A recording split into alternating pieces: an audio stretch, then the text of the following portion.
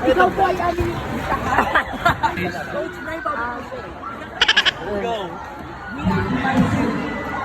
Baka na yung coach mo nakaparo naman kita nito. Charot lang. Go, taga.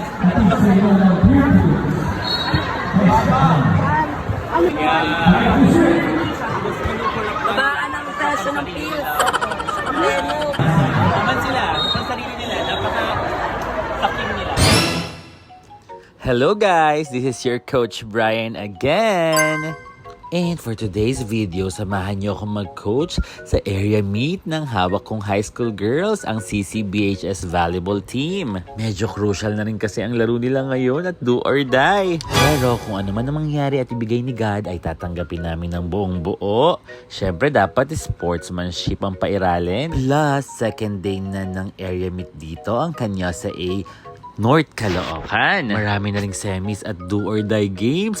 Kaya naman ang sarap-sarap talagang manood. Excited na ako sa araw na to.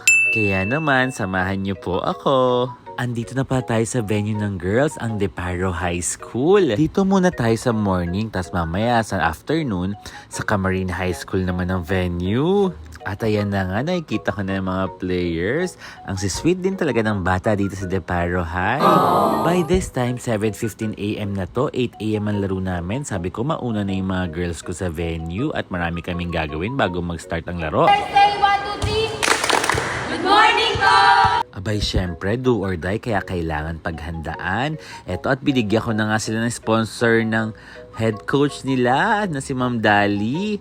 Saging para iwas injuries. Tapos no, tinipon ko na sila para onting talk bago kami mag-start ng lahat-lahat, from stretchings to warm-up to dynamics and drills. Kailangan yan. Niremind ko rin sa kanila na matagal na nilang pinaghandaan to, kaya i-all out na nila, ibigay ang best. Enjoy, tiwala, sarili at kumpiyansa. Siyempre, hindi pwedeng mawala ang prayer sa atin bawat laro, guys. Huwag kakalimutan yan as guidance sa ating Panginoon at magpasalamat sa biyayang nabibigay niya.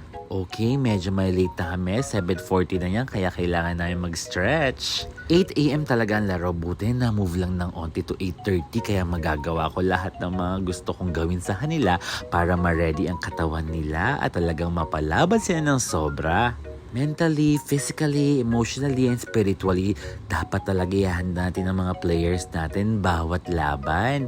Lalo na pag importanteng laban. Sabi ko nga dyan, dapat super stretch ang katawan nyo para banat na banat at hindi mabigla. Sila rin kasi ang first game today. Makakalaban pala nila dito sa do or die game nila ang defending champion, kaya hindi pwede magpa-petiks-petiks lang. At ayan, dinala ko nga ang aking lahat ng bola para na marami kaming gamitin sa warm-up. Hiniwalay ko na rin ang aking setter na si Kiana para may sarili siyang warm-up. At dito ang mga libero talagang hinampasan namin ng malapitan at malakas. Tingnan nyo nga at napapailing-iling na lang talaga sila. Pero para sa inyo yan, gustuhin ko ang lahat sila ganyan kaso magkukulang ang oras. Dito naman long hard ball para masanay sila sa mga service na kargado. Ay, tari ni Nakshi, Xena. And dito naman ang 2 touches. Siyempre, hindi rin mawawala ang 3-man defense. Ayan, feel ko dito na ready na sila at na-ready ko na rin ang kanilang mga katawan para sa kanilang laban. Kaya bago mag-start, siyempre prayers muna para sa lahat. Maraming salamat po at napapunta nyo ng safe ang lahat ng players dito sa venue. Kunin ko na rin tong time na to para pasalamatan po kayo na almost 75k followers ko. So eto na guys, start na ng laban. Panoorin nyo na lang po ang onting highlights. Sige, Jaysalin!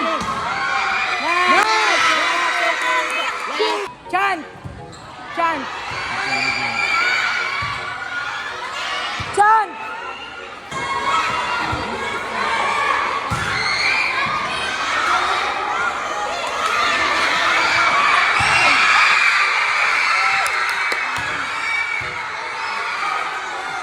Kylie, patay!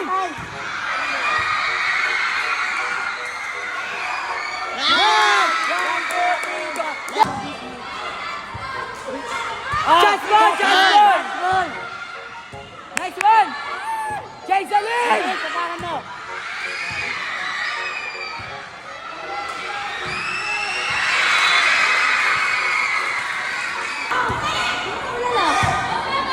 Sino to?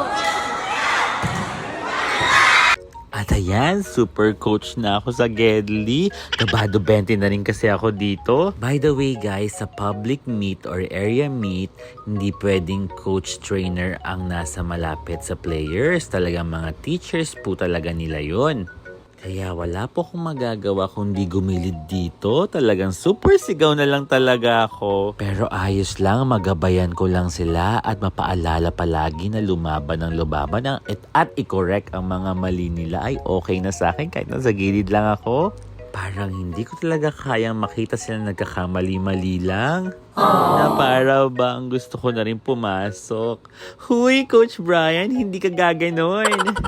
Pero honestly kids, hanggat hindi pa tapos ang laban at hindi kayo lamang, wag na wag kayong panghihinaan ng loob. Laban lang ng laban, kapit. Kaya tandaan nyo, walang imposible sa mga players na ginagawa ang best. Dito, natalo man kami sa laban, pero okay lang. At least napakita naman nila ang best nila. Congratulations, Liano High School! Siyempre, hindi muna ako lumipat ng venue para sa boys. Nanood muna ako ng volleyball girls, saglit. At sobrang aliw akong makakita ng mga skillful players sa mga bawat school. After nun, lumipat na kami sa Camarine High for the boys volleyball naman. At nakakita nga ako ng mga cutie nakshis there. Please know guys, na sobrang happy ng heart ko pag nakikita kayo in person. Mag-iingat kayong lahat palagi. Siyempre nakakagutom din, kain muna with my Nepo babies. Char, thanks again, John Ford and Thayang for the help always. Habang wala pang volleyball, siyempre watch muna tayo sa Gedli, sa mga basketball. At nakakatuwa dito at sabay ang volleyball and basketball. Siyempre, ang dami ring mga face cards sa basketball. Kaya naman tuwan-tuwa ang mga eyes namin. Charot! Pero honestly, nakakatuwa rin makita ang mga mahuhusay ng players bawat school sa basketball. Tignan niyo to si Kuya, oh, ang galing-galing niya maglaro.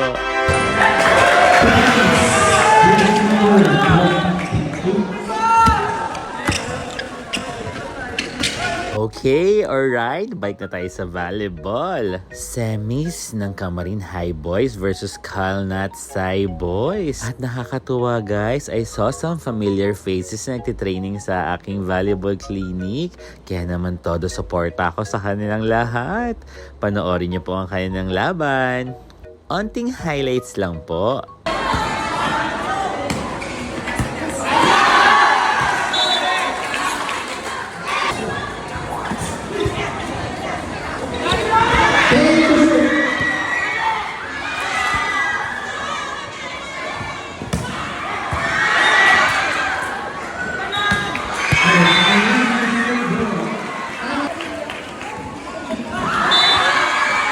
After ng laban nila, semis game ulit, Kaibigan naman versus Liano High School.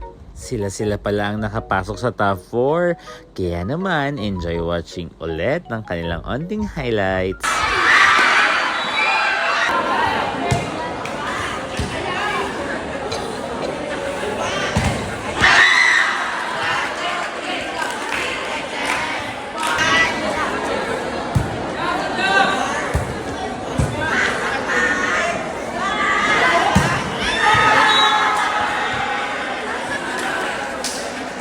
Ayan, gusto ko lang din i-congrats ang lahat ng nakapasok sa top 4 at sobrang na-enjoy ko talaga tong araw na to na umikot-ikot ako sa Canyosa A area meet dito sa amin sa North Caloocan. Nakakita naman ako mga potential star players at saka may mga bright future ahead. Keep it up guys, train hard always. Till here na lang po, thanks for watching.